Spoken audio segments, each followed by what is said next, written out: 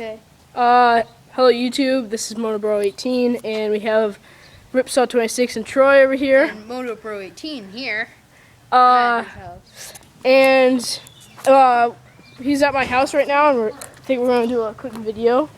So I got this compressor out of trash at my sister's barn, and it's free. It comes with a little hose in this.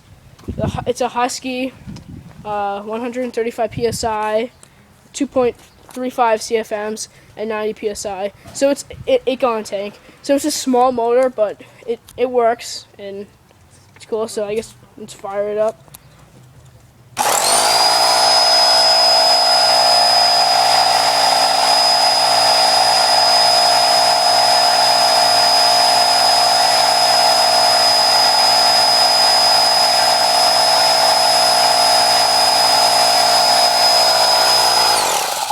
We don't want to bore you to death because it takes a long time because it's a small motor, but that's basically what it is.